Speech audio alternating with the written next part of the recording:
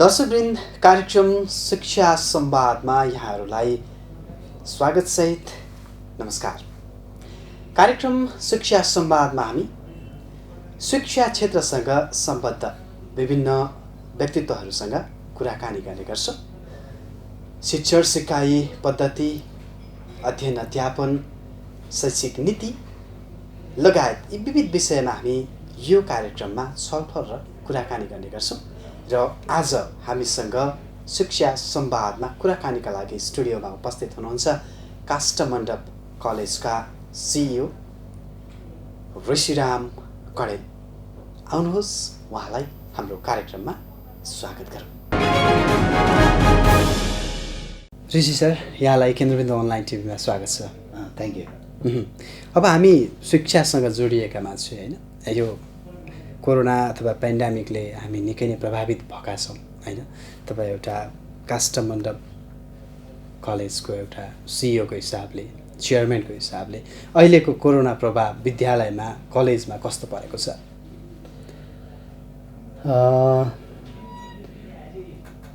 विगत 1.5 वर्षदेखि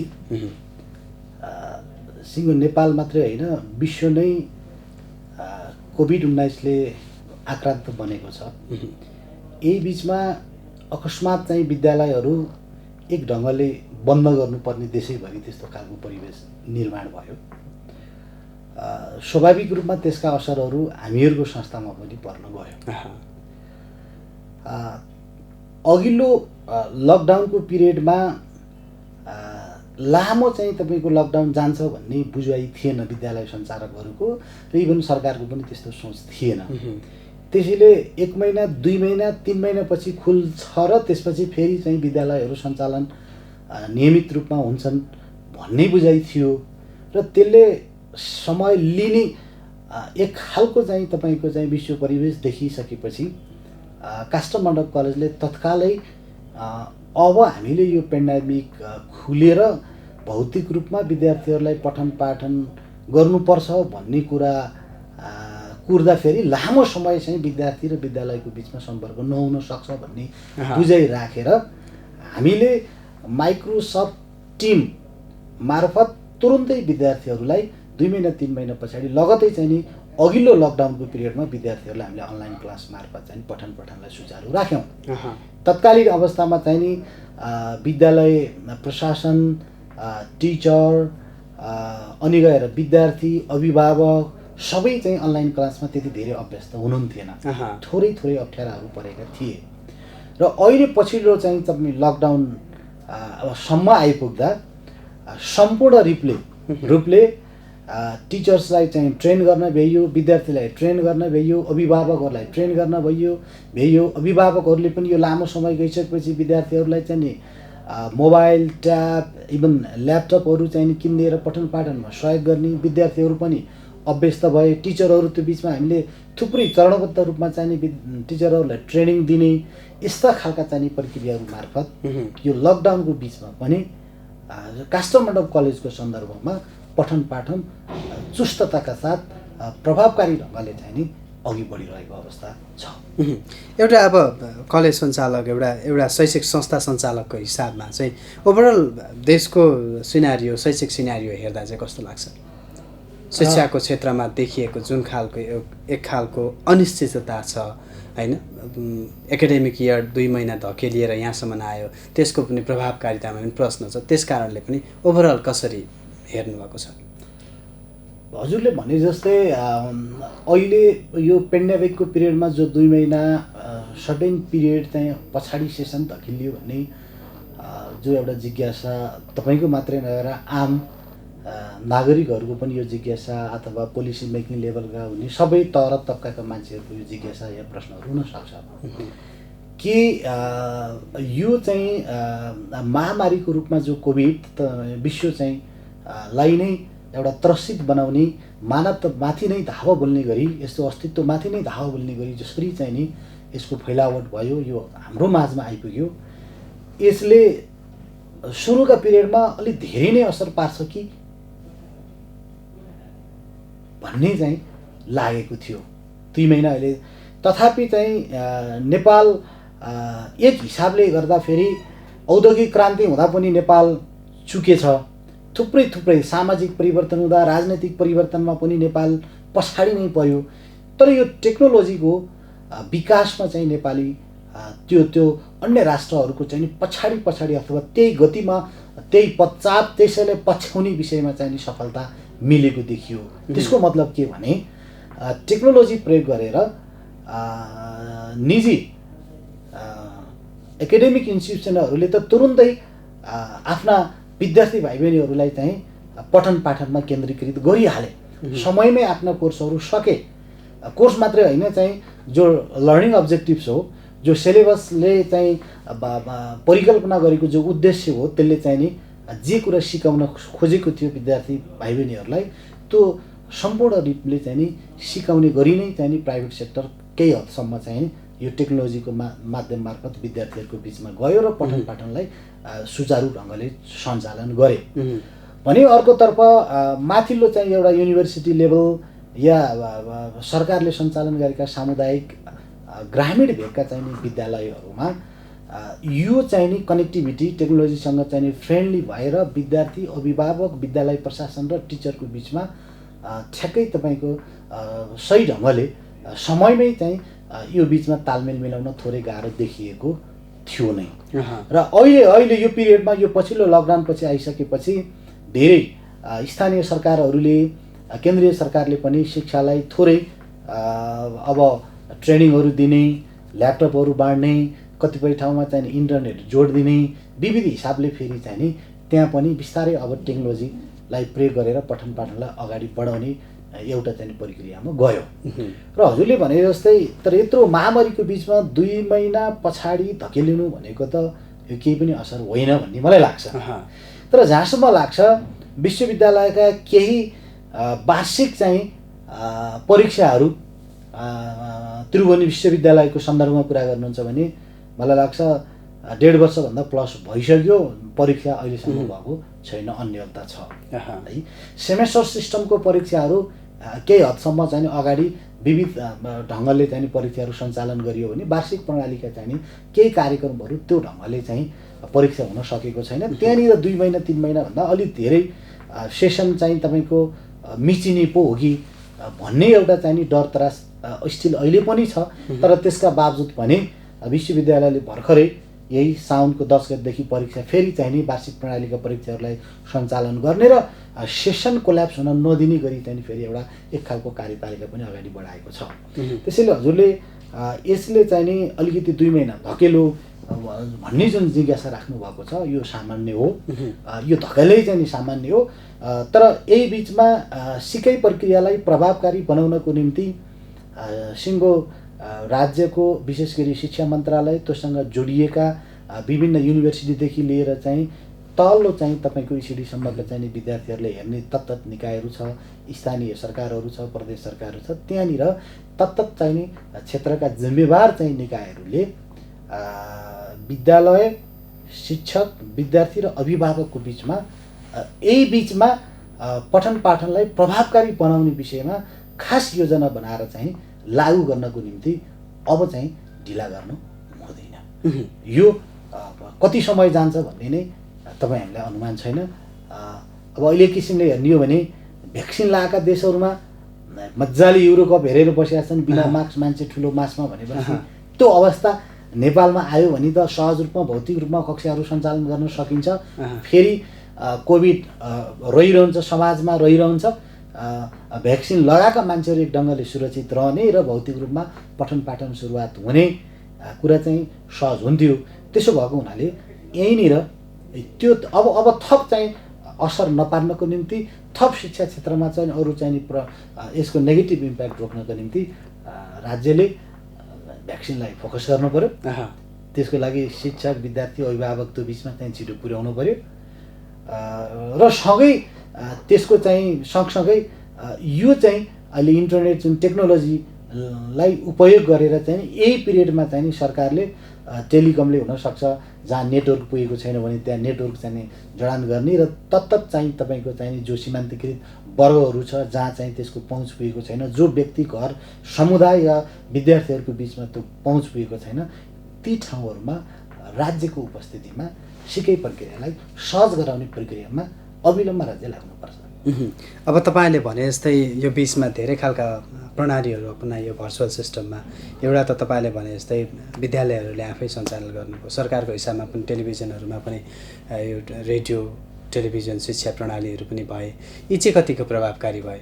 जहाँ इन्टरनेट छैन त्यसको त्यहाँ टेलिभिजनको कतिको प्रभावकारिता रह्यो होला, रेडियोको कतिको रह्यो होला, केही एनालाइसिस गर्नुभएको छ कि छैन? ठ्याक्कै हजुरले भने जस्तै त्यसको रिसर्च गरेर जाटै तपाईँको अगाडि त मसँग अहिले चाहिँ तपाईँहरूलाई फ्याक्ट छैन, तर हामीले सरस्वती हेर्दा फेरि अनलाइन क्लासमा हामीले विश्वविद्यालयका धेरै पढाउने चाहिने विशेष गरी चाहिने हामीले फिडब्याक लिँदा साथीहरूको बिचमा छलफल गर्दा उपस्थितिको हिसाबले केही न्यून रहेको भन्ने एउटा तथ्याङ्क हामी कहाँ कुरा गर्नुहुन्छ भने विशेष गरी प्राइभेट सेक्टरमा त्यो उपस्थितिलाई चाहिँ नि मलाई लाग्छ त्यति धेरै फरक पारेको छैन है।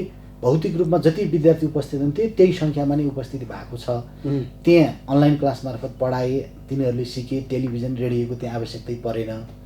जहाँ तपाईँले भन्नुभयो इन्टरनेटको एक्सेसमा छैनन्, मोबाइल ल्यापटप ट्याब्सहरूको चाहिँ तपाईँको पहुँच त्यो विद्यार्थी अभिभावकहरूसँग छैन, उहाँहरूको सन्दर्भमा यो वैकल्पिक जो चाहिँ माध्यम हो चाहिँ नि विद्यार्थीहरूको बिचमा शिक्षक पुग्ने, विद्यार्थीहरूको बिचमा चाहिँ नि विद्यालय पुग्ने जो चाहिँ मापदण्ड यो अनिवार्य छ र यो प्रभावकारी छ।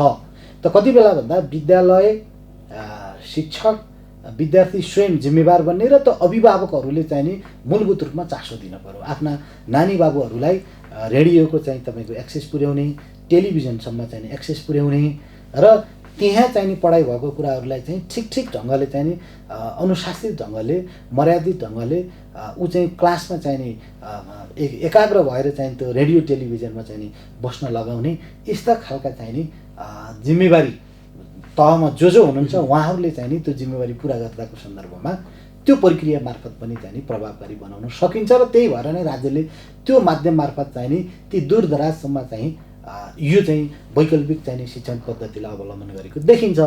तर ठ्याक्कै त्यसको प्रभाव चाहिँ नि के सोचे जस्तै छ त भन्दा छैन। एक वाक्यमै भन्नुपर्दा सोचे जस्तो छैन। त्यहाँनिर चाहिँ नि अभिभावकहरू आफ्नो काममा जानुपर्ने, विद्यार्थीहरूले चाहिँ नि एटेन्टिभली चाहिँ नि रेडियो टेलिभिजनहरू नसुन्ने, सुनिहाले पनि होमवर्क कसलाई बुझाउने, होमवर्कहरू चाहिँ सबमिट गर्न गाह्रो पर्ने, त्यहाँ पाठ्यपुस्तकको पनि तपाईँको यो लकडाउनकै बिचमा अघिल्लो र पछिल्लै बिचमा चाहिँ नि सुरु भयो पाठ्यपुस्तकहरू चाहिँ नि पुग्ने कुराकै तपाईँको त्यहाँ चाहिँ समस्याहरू रह्यो। त्यसैले थुप्रै समस्याको चाहिँ नि बावजुद पनि एक ढङ्गले चाहिँ नि शैक्षिक क्षेत्रलाई चाहिँ नि अथवा सेसन कोल्याप्स नगर्नको निम्ति राज्य एक ढङ्गले जिम्मेवार ढङ्गले अगाडि बढेको एक हदसम्म देखिन्छ। ओके, अब मूल्याङ्कन प्रणालीमा छौँ होइन? तपाईँहरूले भने जस्तै जसो गरेर भए पनि विद्यार्थीहरू पढ्दैछन् होइन, अनलाइनबाट होस्, टेलिभिजनबाट होस्, चाहिँ केही समय त विद्यालयहरू पनि लागे होइन। तर जब एकाडेमिक इयर सुरु भयो असार 1 गतेबाट, त्यो बेला मूल्याङ्कन प्रणालीमाथि प्रश्न उठाइएको छ र यसमा मात्रै नभएर एसईमा +2का चाहिँ 11, 12 होइन, जसरी भर्चुअली गरिएका मूल्याङ्कनहरू छन्, परीक्षाका प्रणालीहरू छन्, यिनीहरूमाथि र आन्तरिक हिसाबले दिइने मूल्याङ्कन पनि यसमा प्रश्न उठाइएको छ र यसको जवाब अहिले गर्ने नै हो भने शिक्षा मन्त्रालयसँग पनि छैन कि हाम्रो एकाडेमिक इयर 77 कस्तो रह्यो? हजुरले भने जस्तै के चाहिँ होइन भने कोभिड छ, भौतिक रूपमा उपस्थित भएर पठन पाठन हुने स्थिति छैन। अनलाइन क्लास मार्फतै कक्षाहरू सञ्चालन गर्नु पर्यो, रेडियो टेलिभिजन मार्फत नै कक्षाहरू सञ्चालन गर्नु पर्यो, यो एउटा बाध्यात्मक परिवेश छ। यही बिचमा मलाई लाग्छ 11 र 12 को विषयमा मूल्याङ्कन या इभन सी को विषयमा चाहिँ नि सम्बन्धित निकायले चाहिँ नि निर्देशिका बनाएर एउटा मापदण्ड बनाएको छ, गर्ने त्यही नै हो। जो कोही त्यहाँ हुँदा पनि यो विशेष परिस्थितिमा मूल्याङ्कन नै नगरिकन चाहिँ नि विद्यार्थीहरूलाई अपग्रेड गर्ने भन्ने खालको राज्यको पोलिसी पनि छैन, विद्यालयले त्यसो गरेका पनि छैनन्। उनीहरूले विगत क्लासहरूमा उनीहरूको पर्फर्मेन्स र यो चाहिँ अनलाइन क्लासमा इभ्यालुएसन गर्ने सन्दर्भमा जसरी भौतिक रूपमा उपस्थिति भएर प्र्याक्टिकल र थ्योरी दुइटैको चाहिँ नि विषयमा चाहिँ एउटा मूल्याङ्कन गर्ने, प्रोजेक्ट वर्क दिने, रेगुलरली असाइनमेन्ट दिने, लिने, चेक गर्ने होइन, यो प्रक्रिया त चाहिँ जोड्न सकिएन प्र्याक्टिकल्ली। र अहिले त मैले भन्दै गर्दा 12को चाहिँ यसपटकदेखि लागू हुन्छ, 11को गत वर्षदेखि चाहिँ नयाँ सिलेबस आएको छ। यो त्यो सिलेबसले के गरेको छ भन्दा रियल लाइफसँग शिक्षालाई जोड्ने गरी प्र्याक्टिकल र थ्योरीलाई चाहिँ नि ब्लेन्डेड गरेर चाहिँ कोर्स निर्माण गरेको छ। यो नयाँ खालको नयाँ कोर्स थियो। यो साँच्चीकै यसले चाहिँ नि एउटा जीवन भोगाइमा चाहिँ नि यसले सरलता प्रदान गरोस्, उसको चाहिँ नि भोलिका जीवनहरूमा चाहिँ नि त्यो चाहिँ नि मिलोस्। फर इक्जाम्पल उसले केही काम गर्छ, कुनै उसको चाहिँ नि रोजाइको फिल्ड हो भने त्यो रिलेटेड फिल्डका चाहिँ नि प्रोजेक्टहरूको चाहिँ पढाइको सन्दर्भमा गर्दा त्यहाँनिर चाहिँ सिकाइ चाहिँ तपाईँको प्रक्रियामा मूल्याङ्कन गर्ने लगायतका कुराहरू सहज थियो। तर अहिले तपाईँको चाहिँ अनलाइन क्लास मार्फत पढाउँदाखेरि त्यसका आफ्नै मूल्याङ्कनका विधिहरू छन्, प्रक्रियाहरू छन्। अहिले तपाईँलाई म भनिदेऊ, कलेजहरूले विशेष गरी एपहरू चाहिँ निर्माण गरेका छन्। एप र माइक्रोसफ्ट टिम र चाहिँ तपाईँको एपको चाहिँ ब्लेन्डेड त्यो दुईटाको चाहिँ कम्बिनेसन मार्फत विद्यार्थी कति बेला क्लासमा इन्ट्री गर्यो, कति बेला निस्क्यो, कुन कुन पिरियडमा क्लासमा आयो, क्लासमा आएन, उसको रेगुलारिटी त्यहाँनिर हामी चेक गर्न सकिन्छ। असाइनमेन्ट टिचरहरूले त्यहीँबाट दिन मिल्छ। अनि विद्यार्थीहरूले त्यहाँबाट चाहिँ प्रोजेक्टहरू अथवा चाहिँ होमवर्कहरू गरेर चाहिँ सबमिट गर्न मिल्छ। त्यो टिचरहरूले चेक गर्न मिल्छ। इभ्यालुएसन गरेर फेरि विद्यार्थीकोमा पठाइदिन त मिल्छ। तर यो सबै प्रक्रिया विद्यार्थीले आफै गर्यो कि अरूको सहयोग लियो कि, यी थुप्रै चाहिँ फेरि त्यहाँ क्वेसनहरू छन् है। तर त्यसका बावजुद पनि हामीले यो चाहिँ नि विश्व सङ्कटको पिरियडमा विभिन्न चाहिँ टेक्नोलोजी मार्फत विद्यार्थीहरूको एक हदसम्म विद्यालयले, शिक्षकहरूले आफ्नो चाहिँ बलबुताले भ्याएसम्म मूल्याङ्कन प्रक्रियालाई पनि अगाडि बढाएका छन्। ऱ्यान्डमली तपाईँको त्यसरी चाहिँ फेरि अपग्रेड गर्ने, मार्क्स दिने, सर्टिफिकेट दिने काम चाहिँ गरेका छैनन्।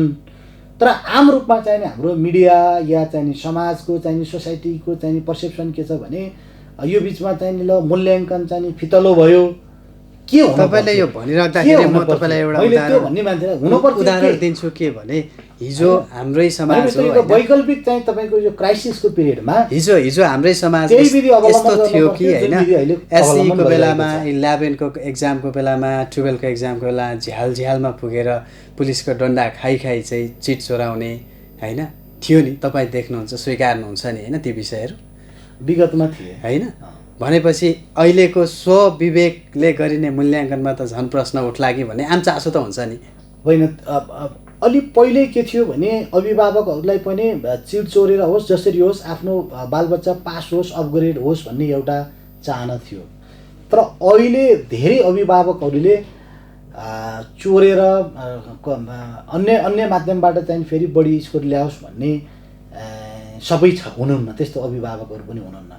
किनकि तपाईँलाई मैले भन्नु पर्दैन, अहिले कम्पिटेटिभ युगमा चोरेर, चिट चोरेर, अरूको सहयोग लिएर, नम्बर लिएर आएर त्यो नम्बर चाहिँ फेरि चाहिँ नि देखाएर कहीँ चाहिँ जागिर खान पाउने स्थिति छैन त, मलाई राम्रोसँग थाहा छ। किनभने कम्पिटेटिभ इन्भाइरोमेन्ट छ। कम्पिटेटिभ इन्भाइरोमेन्टमा खरो रूपमा उत्रिनको निम्ति विषयवस्तुको ज्ञान हुनुपर्छ, त्यो जान्नुपर्छ। प्रतिस्पर्धामा चाहिँ तपाईँको श्रेष्ठता हासिल गर्नको निम्ति कन्टेन्ट जान्नु पऱ्यो, विषयवस्तु जान्नु पऱ्यो, सिलेबस जान्नु पऱ्यो, बुकमा भएको कुराहरू सबै जान्नुपर्ने भएको हुनाले यो अनलाइन क्लासकै बिचमा पनि धेरैभन्दा धेरै अभिभावकहरूले आफ्ना बालबच्चाहरूलाई पठन पाठनमा केन्द्रीकृत गरिरहनु भएको छ भन्ने नै हो। तथापि हाम्रो बुझाइ हो, मान्यता। तथापि तपाईँले भने जस्तै के छ भन्दा सोलोडोलोमा त्यस्तो छ कि छैन भन्दा छैन तपाईँले भने जस्तै है। तर केही त्यस्ता सहरी क्षेत्रहरूमा अलिकति चाहिँ तपाईँको पठन पाठनको अभिभावकहरूले चासो दिएको कारणले गर्दा विद्यार्थीहरूले राम्रो पनि गरेका छन्। त्यो केही पर्सेन्टलाई आधार बनाएर हामीले जेनरलाइजेसन गरेर ठ्याक्कै ठिकै भएको छ भनेर भन्ने स्थिति पनि छैन। फेरि तपाईँको सबै बिग्रिहालेको छ, मूल्याङ्कनको पाटो चाहिँ हचुवा छ भनेर फेरि भनिहाल्ने स्थिति पनि छैन। मलाई लाग्छ ती विद्यालयहरूमा पनि जिम्मेवार शिक्षकहरू हुनुहुन्छ। उहाँहरूले एउटा चाहिँ मापदण्ड बनाउनु भयो, किनभने त्यो विद्यार्थीलाई भोलि फेरि माथिल्लो क्लासमा पढाउनु पर्ने छ। त्यही विद्यालयको जिम्मेवारी हो। त्यो पढाउने विषयमा चाहिँ नि हचुवा तालमा चाहिँ नि इभ्यालुएसन गरेर नम्बर दिने, अपग्रेड गर्दाखेरि भोलि उनीहरूले अहिले नम्बर दिँदा जति सहज भएको छ त्योभन्दा धेरै ठुलो गुनाले चाहिँ नि चुनौतीहरू थपिने भएको हुनाले विद्यालय सञ्चालकहरू, त्यसका जिम्मेवार पक्षहरू चाहिँ हचुवा मूल्याङ्कन प्रणालीबाट चाहिँ विद्यार्थीहरूलाई अपग्रेड गर्ने र नम्बर दिने पक्षमा हुनुहुन्छ जस्तो मलाई चाहिँ लाग्दैन। तर जहाँसम्म लाग्छ गत वर्ष पनि सी इक्जामको विषयमा धेरै स्कोर ल्यायो, यो ल्यायो त्यो ल्यायो भनेर चाहिँ अलि बढी मिडियालाई भएको थियो। अहिले पनि अब केही समय पश्चात चाहिँ तपाईँको चाहिँ 2-3 हप्ताको बिचमा चाहिँ फेरि सीको रिजल्ट आउँछ। त्यसमा अलि धेरै चाहिँ फेरि यो ढङ्गको तपाईँले राख्नुभएको प्रश्नको इभ्यालुएसनको विषयमा थुप्रै प्रश्नहरू टिप्पणी हुन्छन्। मेरो आफ्नो बुझाइ पर्सनल के छ भने मूल्याङ्कन यो अहिले चाहिँ तपाईँको सम्बन्धित निकाय एनइबीले नेसनल एक्जामिनेसन बोर्डले जारी गरेको निर्देशिका अनुसार नै मूल्याङ्कन गरेर पठाउँदा मिलेन भने के गर्दा फेरि मिल्ने हो त त्यो उहाँहरूले भनिदिनु पर्ने हुन्छ। फेरि ओके, अब यो पनि भएन त्यो पनि भएन भन्न पाइएन। ओके, अब विकल्प के थियो त? हामीले तपाईँले भने जस्तै मूल्याङ्कन प्रणाली चुस्त होस् होइन, अब आउने मानव स्रोत शक्ति होइन, जनशक्ति चाहिँ वेल्ड होस् होइन, वेल ट्रेन्ड होस्, वेल स्किल्ड होस् होइन, नलेजमा त्यही होस्, सबैको त्यही चाहना हुन्छ। अब इन्स्टिट्युसनहरूको आर्थिक पक्षको कुरा गरौँ अलिकति होइन। तपाईँ एउटा कलेजको सञ्चालक पनि हुनुहुन्छ। अहिलेको आर्थिक अवस्था कस्तो छ? विद्यार्थीहरूको उपस्थिति छ भनिहाल्नुभयो, पक्कै त्यो आम्दानीको हिसाबमा सबलै हुनुहुन्छ होला। अर्कोतिर शिक्षक टिचरहरूको पनि कस्तो छ? ओभरअल शैक्षिक संस्थाको आर्थिक पाटो केलाइदिनुहोस्। प्रश्न असाध्यै सान्दर्भिक, यति बेला यो प्रश्न मलाई लाग्छ असाध्यै चाहिँ महत्त्वपूर्ण छ भन्ने मलाई लाग्छ। किनकि विद्यालय फेरि चाहिँ दोस्रो लहरको चाहिँ कोभिड आयो, अचानक तपाईँको विद्यालय बन्द गर्नु पर्यो, भौतिक रूपमा उपस्थित भएर कक्षा सञ्चालन गर्न सकिने स्थिति रहेन। अनलाइन मार्फत क्लास लगत्तै चाहिँ सबै विद्यालयहरूले एक ढङ्गले सुरु गरे र राज्यले चाहिँ तपाईँको निषेधाज्ञा जारी गर्यो। कलेजमा स्टाफहरू या अरू विद्यार्थी या अभिभावकहरू आउने स्थिति पनि बनेन। तर घर घरबाट शिक्षकहरूले पठन पाठनमा केन्द्रीकृत रहने, कर्मचारीहरूले घर घरबाट चाहिँ अनुगमन गर्ने, सिकाइ प्रक्रियालाई चाहिँ एसिस्ट गर्ने र त्यसका चाहिँ तपाईँका प्रिन्सिपल लगायतका चाहिँ व्यवस्थापकीय पक्षहरूले त्यहाँ आइपरेका अप्ठ्याराहरूलाई चाहिँ समाधान गर्दै एउटा लर्निङ प्रोसेसलाई स्मुथली लिएर जाने प्रक्रिया चाहिँ चल्यो। तर त्यो सँगै चल्दै गर्दाखेरि विद्यालयमा कर्मचारी पनि छ, टिचर पनि छ, अन्य स्टाफहरू पनि छ। अब विशेष गरी घरभाडामा बस्नेहरूले घरभाडा पनि तिर्नुपर्ने, ब्याङ्कबाट लोन लिएर चाहिँ बिल्डिङहरू चाहिँ निर्माण गरेको छ भने ब्याङ्कको लोनको किस्ता पनि तिर्नुपर्ने। यो फाइनेन्सियल बर्डनमा कहीँ कतै कमी कमजोरी चाहिँ आएन, तर कलेक्सनमा चाहिँ ढिला भयो। तपाईँले भने जस्तै यो बिचमा चाहिँ कलेक्सन ढिला भयो। कलेक्सन ढिला भइसकेपछि चाहिँ विद्यालय सञ्चालकहरूलाई त्यहाँ तनाव र प्रेसर, एउटा चाहिँ फाइनेन्सियली क्राइसिस चाहिँ सिर्जना भयो नै। त्यो क्राइसिसलाई म्यानेज गर्नको निम्ति कतिपयले टिचरहरूलाई विविध अथवा आफ्नो चाहिने खर्चलाई आफ्नै ढङ्गले चाहिँ व्यवस्थापन गर्नुभएको छ, एक ढङ्गले व्यवस्थापन गर्नुभएको छ। जहाँसम्म लाग्छ अब हामी कहाँको कुरा गर्नुहुन्छ भने हामीले चाहिँ घरबाट टिचर स्टाफहरूलाई चाहिँ रेगुलरली नै हामीले पेमेन्ट गरिरहेका छौँ। त्यसको अन्य कुनै चाहिँ स्रोतबाट वैकल्पिक व्यवस्थापन गरेर र फेरि भोलि सहज भइसकेपछि एउटा चाहिँ अभिभावक विद्यार्थीहरू कलेज आउने स्थिति भइसकेपछि उहाँहरूले पे गर्नुहुन्छ, त्यसलाई फेरि सहज स्थितिमा जान्छ। तर सबैको यस्तै नहुन सक्छ। आम रूपमा अहिले थुप्रै चाहिँ कलेजहरूमा अघि मैले भने जस्तै घरबाट स्टाफ, टिचर, त्यसको व्यवस्थापन पक्षलाई खर्च चाहिँ अहिले थेग्न गाह्रो परेको छ। यहाँनिर चाहिँ राज्यले थोरै अलिकति अभिभावकत्व लिइदिए, थोरै चाहिँ राज्यले चाहिँ सफ्ट लोनमा केही चाहिँ त्यस्ता चाहिँ एकाडेमिक इन्स्टिट्युसनहरूलाई एसिस्ट गर्ने हो भने ती पठन पाठनमा संलग्न रहने घरबेटी, कर्मचारी र सिङ्गो चाहिँ व्यवस्थापन टिमलाई चाहिँ समयमै तपाईँको चाहिँ एउटा तलब जान्थ्यो, स्यालेरी जान्थ्यो। अनि त्यसले चाहिँ फेरि अर्थतन्त्र एक किसिमले चलायमान, उनीहरूका घर परिवार बालबच्चा दुःख सुख त्यो पनि एउटा चाहिँ चलायमान हुन्थ्यो। तथापि राज्यबाट त्यस्तो खालको अहिले अनुभूति गर्न पाइएको छैन। राज्यले त्यस्तो पोलिसीहरू ल्याउन सकिरहेको छैन। अहिले नाङ्गा डाँडाहरूमा चाहिँ तपाईँको चाहिँ डोजर चलाएर चाहिँ ती चाहिँ सिजनल चाहिँ विकासको मोडेल भन्दा पनि अहिले विशेष गरी कोभिडबाट प्रताडित भएका नेपाली जनतालाई स्वास्थ्य कसरी सहज रूपमा उपलब्ध गराउने, भ्याक्सिन कसरी उपलब्ध गराउने र त्यो सँगसँगै चाहिँ हामीले चाहिँ यो चाहिँ शिक्षाको क्षेत्रलाई चाहिँ कोल्याप्स हुन नदिनको निम्ति त्यहाँनिर पनि राज्य चाहिँ जिम्मेवार भएर लाग्नुपर्ने। किनभने सरकारीमा त राज्यले पैसा दिएकै छ। त्यो सबै विद्यार्थी चाहिँ प्राइभेटको सरकारीमा जाँदा फेरि न त त्यसको इन्फ्रास्ट्रक्चरले थेक्न सक्छ, न त शिक्षकले थेक्न सक्छ, फेरि त्यति बजेट चाहिँ नि त्यहाँ डिमान्ड गर्छ।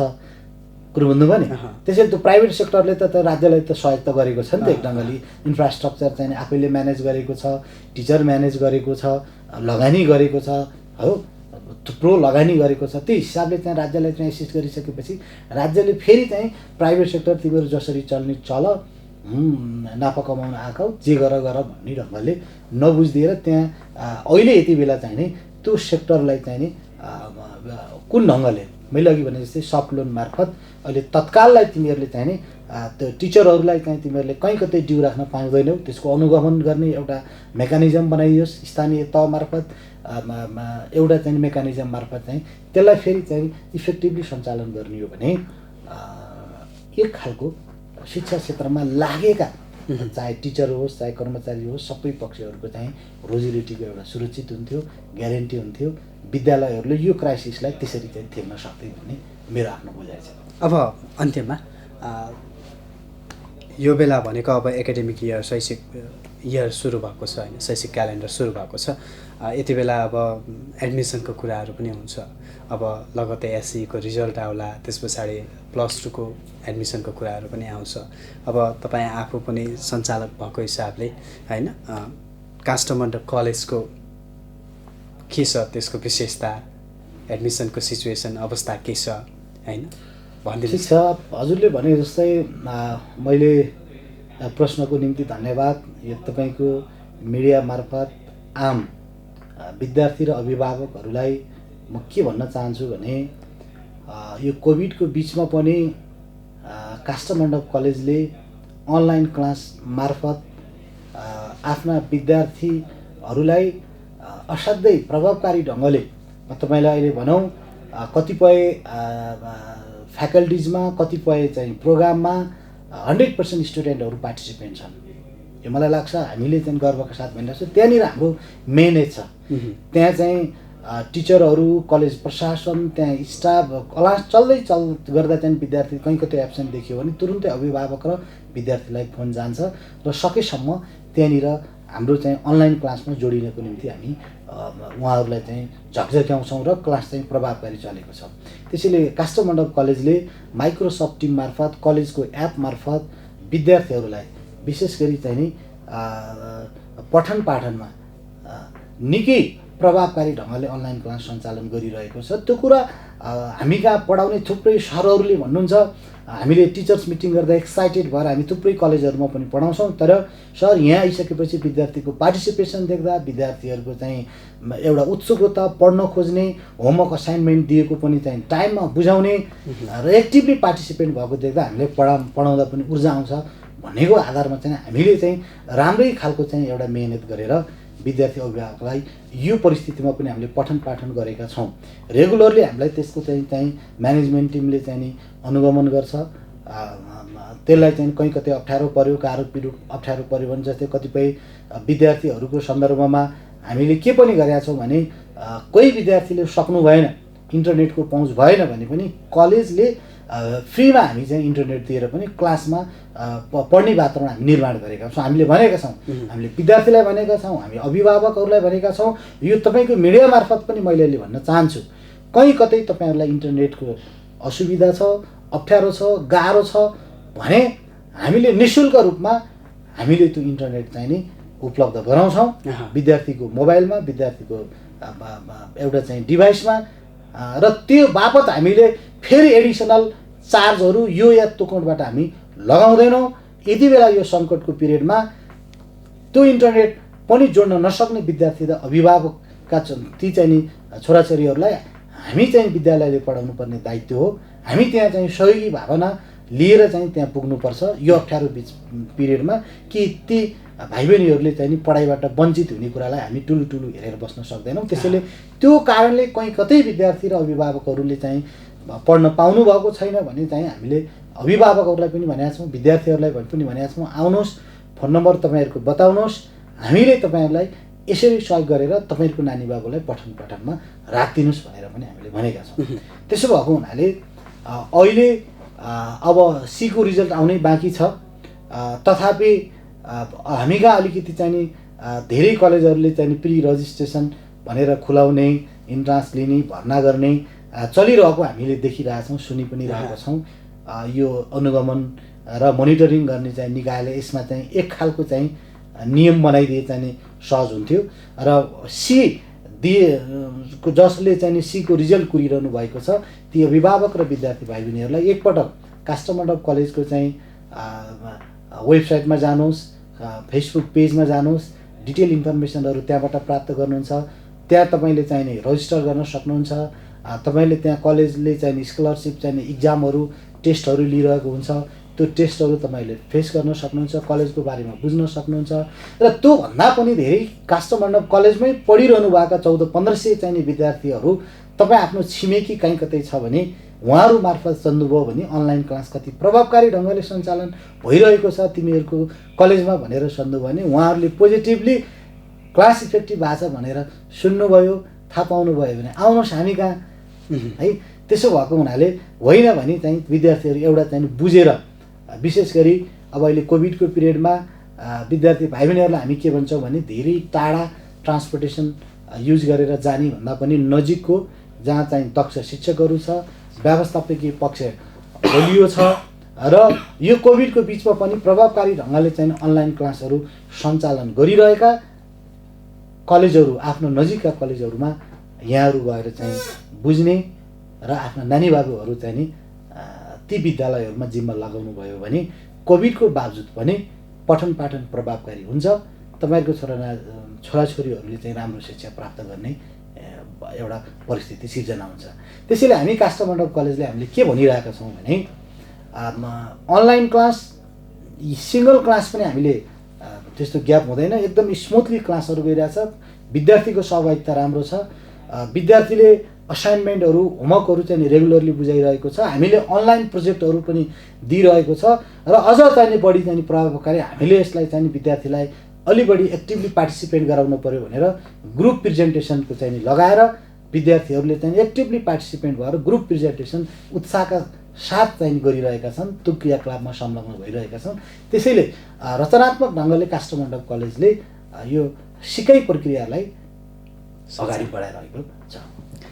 हस् ऋषि सर, यहाँको समय र शिक्षा क्षेत्रका विविध विषयमा यहाँका कुराहरूले पक्कै पनि विद्यार्थी अभिभावकमा सकारात्मक प्रभाव पर्नेछ, त्यो अपेक्षासहित यहाँको समय केन्द्रबिन्दु टिभीलाई दिनुभएकोमा एकदमै धेरै धेरै धन्यवाद।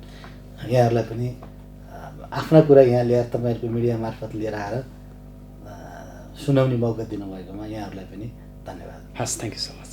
नमस्कार।